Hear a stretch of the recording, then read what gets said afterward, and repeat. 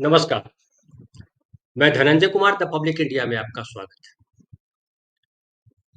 Trump ने वही खेल खेला जो भारत पाकिस्तान के दौरान किया था, जो भारत के साथ किया, सीज फायर। और पहले ट्रंप ने अनाउंस किया कि सीज फायर हमने कर दिया है, लेकिन सीज फायर के बाद भी जैसे भारत और पाकिस्तान के बीच चलता रहा। पाकिस्तान जाते जाते कई सारी ड्रोन और क्या क्या हमला कर दिया था भारत पे। कुछ वैसा ही ईरान और इजराइल के बीच में। लेकिन फाइनली कहा जा रहा है कि सीज फायर हो गया।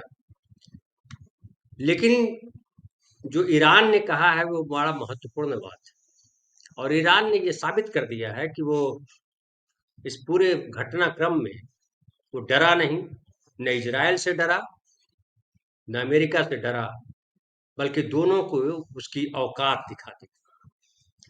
देखिए, एक तो जो ईरान के राष्ट्रपति है उन्होंने कहा कि अगर इजराइल फिर हमला करेगा तो उसका मुंह तोड़ जवाब देगा।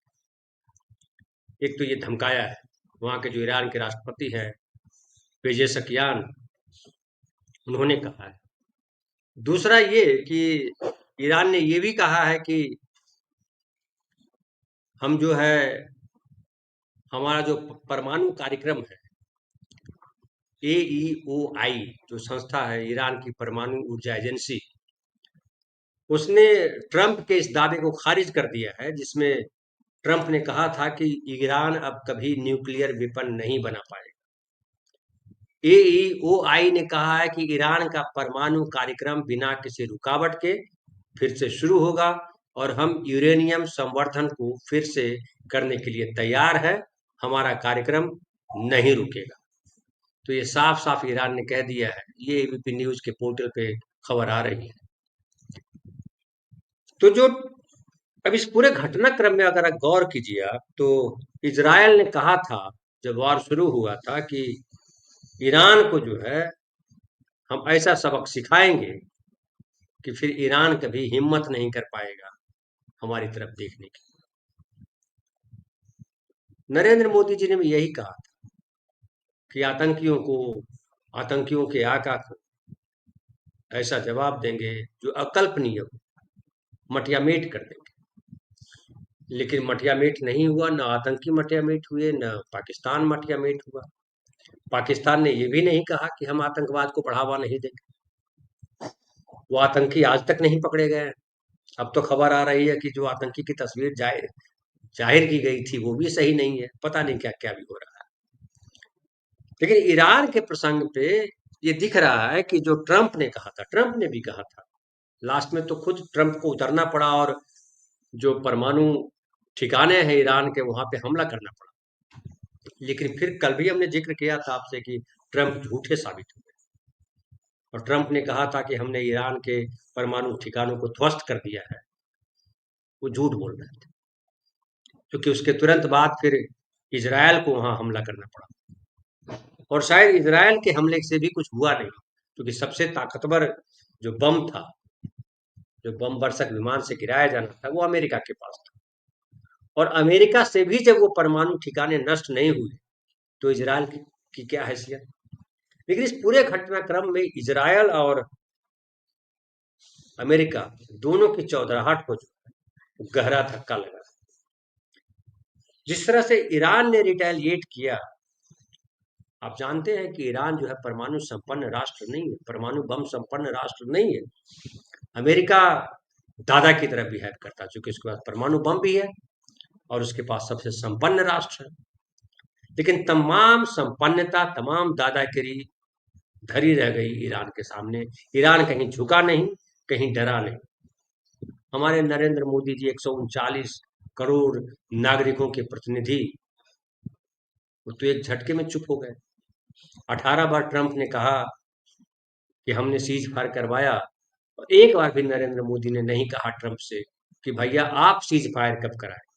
सीज फायर तो हमारी मर्जी से हुआ है, हमने पाकिस्तान को घुटने पे ला दिया, पाकिस्तान हमारे सामने गिड़गिड़ाया, उसके बाद हमने सीज फायर किया। नहीं कहा। ये ज़रूर कहा भुवनेश्वर जाकर के नरेंद्र मोदी जी ने कि ट्रम्प का फ़ोन आया था, खाने पर बुला रहे थे।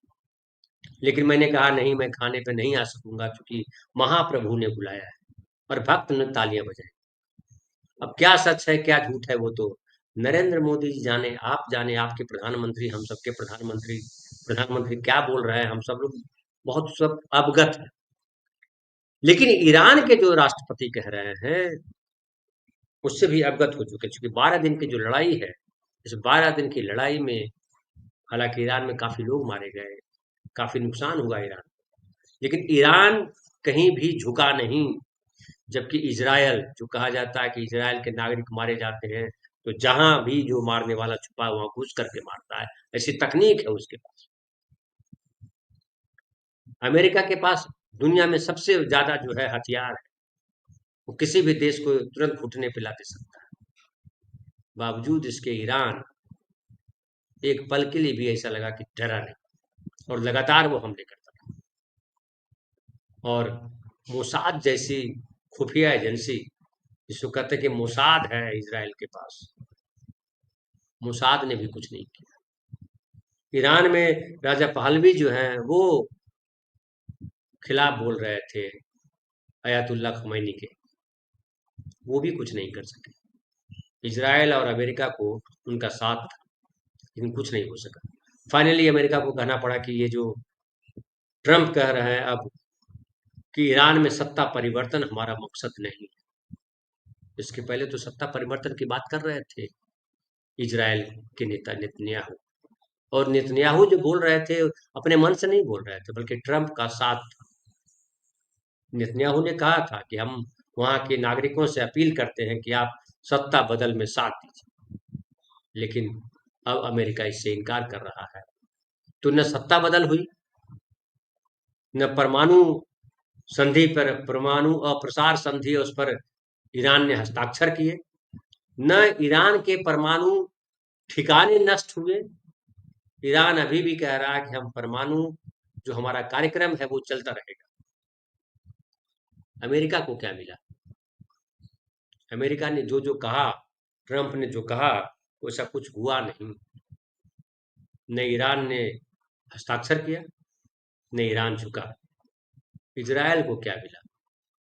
इजराइल के को काफी बर्बादी हुई, और जो इजराइल को लगता था कि हम सबसे ताकतवर देश है और कोई भी अरब का देश, गल्फ कंट्री हमारे सामने खड़ा नहीं हो सकता, बौना है, सारे देशों को डरा करके रखा। लेकिन ईरान ने बता दिया कि हम ताकतवर हैं और हमें झुका नहीं सकते। अब इसका जो वर्ल्ड पॉलिटिक्स है उस पर सबसे बड़ा असर ये है कि हालांकि कहा गया कि ईरान के पीछे चीन और रसिया खड़ा है। रूस ने बीच में ये भी कहा था कि हम ट्रंप से बात करेंगे, और ईरान के नेता इस बात से नाराज हुए थे कि जो हमें अपेक्षा थी सहयोग की रूस से, वो अपेक्षा हमारी पूरी नहीं। लेकिन चीन ने हमेशा साथ दिया। बावजूद इसके जो ईरान है अपने मोराल के दम पर, अपने योद्धाओं के दम पर लड़ाई में लगातार बना रहा, और भयंकर हमला किया, जबरदस्त हमला किया, और इजराइल को घुटने पे ला दिया।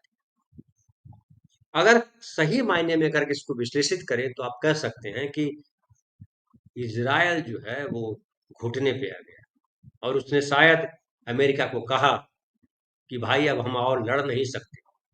अमेरिका को भी पता चल गया होगा, क्योंकि अमेरिका में बहुत विरोध हुआ ट्रंप का इस युद्ध के खिलाफ, कि आप जो कूद गया अचानक, कहीं कोई वजह नहीं थी इस युद्ध की। ये युद्ध जो है शुद्ध तौर पे ये दादागिरी थी जो ट्रंप ने शुरू की थी। और आपको याद होगा नेतन्याहू ने कहा था कि बिना भय के शांति नहीं आती। तो भय जो हमला किया गया था ईरान पर, वो शांति लाने के लिए किया गया। क्या ईरान शांति के लिए तैयार हो, और वो भी इजराइल और अमेरिका के हमले के बाद? तो कहा जाएगा नहीं। ईरान हालांकि शुरू से कह रहा था कि शांति चाहिए, हम युद्ध नहीं चाहते, लेकिन ये युद्ध थोपा था अमेरिका ने, ट्रंप ने युद्ध थोपा था। तो मुझे लग रहा है कि ट्रंप की फिर फजीहत हुई, और ईरान ने साबित किया पूरी मुस्लिम कंट्री जो है 50 से ज़्यादा मुस्लिम देश है, उसमें से ज़्यादातर देशों के बारे में कहा जाता है कि वो अमेरिका के पिछलग्गू हैं, अमेरिका के अर्दली हैं। लेकिन ईरान ने प्रूव किया कि हम अमेरिका के अर्दली नहीं हैं। हमारी अपनी संप्रभुता है और हम अपनी संप्रभुता के लिए खड़े हैं, लड़ने को तैयार हैं, मरने को तैयार। काश भारत ने यही ताकत दिखाई होती अमेरिका के सामने। मोदी जी का सीना जो है 56 इंच का है, इस बात से प्रमाणित होता। लेकिन मोदी जी ने सरेंडर कर दिया। वो चाहे कितना गीत गाएं, उनके भक्त व्हाट्सएप यूनिवर्सिटी पे चलाएं कि भारत जीत गया, पाकिस्तान ने ये कर दिया, पाकिस्तान, लेकिन ये झूठ है, वो साफ साफ दिखाई पड़ता है। हद तो ये हो गई कि नरेंद्र मोदी जो ईरान और इजराइल के बीच, उनके सामने एक मौका था कि ईरान और इजराइल के बीच जो समझौता कराते, वो चूंकि दोनों देश भारत के मित्र राष्ट्र, एक मित्र राष्ट्र तो सदियों से रहा। मैं एक आर्टिकल पढ़ रहा था जिसमें था कि रविन्द्रनाथ टैगोर जो है वो, जो राजशाही उस समय थी, उन्होंने बुलाया था, वो 1932 की कोई बात है, और 2 साल रहे थे ईरान में रविन्द्रनाथ ठाकुर, और बड़ा सम्मान उनका दिया गया था, चूंकि रविन्द्रनाथ ठाकुर जो है एक चर्चित कवि थे और बड़ी तारीफ की थी ईरान की। तो ईरान से सोचिए कब का संबंध है, पर्शिया का संबंध कब से हमारा, इजराइल से संबंध बाद में भारत का रहा, लेकिन मोदी जी ने संबंध वो गाढ़ा किया। और मोदी जी को लगा होगा कि इजराइल तो जीत ही जाएगा, चूंकि अमेरिका उसके साथ खड़ा है। हालांकि दोनों देश अपने अपने तरीके से जीत के दावे कर रहे हैं। वो इजराइल भी दावे कर रहा है, ईरान तो बोल ही रहा है। लेकिन जिस तरह का बयान मीडिया में आ रहा है, उससे साफ दिख रहा है कि इजराइल जो है बैक फुट पर है और ईरान अब भी पूरे हौसले के साथ खड़ा है। अब हालांकि ये चीन ने कहा है कि हम वास्तविक सीज फायर चाहते हैं और हमें खुशी है कि ईरान ने वास्तविक सीज फायर की है। लेकिन ईरान ने ये धमकी दी है साथ कि अगर इजराइल ने फिर कोई हमला किया, फिर कोई बदमाशी की, तो हम छोड़ेंगे नहीं इस बार।